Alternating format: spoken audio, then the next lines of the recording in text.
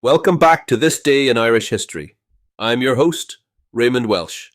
Today, we turn our gaze to February 7th, 1873, the day Ireland lost one of its greatest literary figures, Joseph Sheridan Le Fanu. A master of the gothic horror genre, Le Fanu's influence stretches far beyond his own era, shaping the landscape of supernatural fiction and inspiring generations of writers, including Bram Stoker, M.R. James, and modern horror luminaries. Born in Dublin in 1814, Le Fanu came from a family deeply embedded in literature and history. His father was a clergyman, and his grandmother was a noted playwright, fostering in young Joseph a love of storytelling.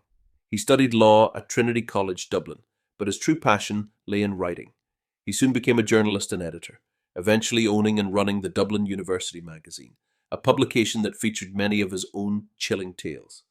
Le Fanu's mastery of psychological horror and the supernatural set him apart from his contemporaries. His stories were not just about ghosts and ghouls, they delved into the fears and anxieties lurking in the human psyche. He pioneered the technique of using unreliable narrators and layered, fragmented storytelling, elements that have since become hallmarks of Gothic fiction.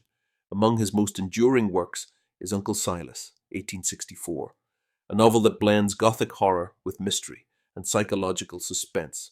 It tells the tale of Maud Ruthven, a young heiress placed under the care of her enigmatic and sinister uncle, Silas. The novel brims with eerie atmosphere, dark family secrets, and a creeping sense of dread, cementing Le Fanu's reputation as a master of the genre. However, it is Carmilla, 1872, that remains his most famous and influential work. Published over 2 decades before Dracula, Carmilla is one of the earliest vampire tales in Western literature and features a seductive female vampire preying on a young woman in a lonely Austrian castle.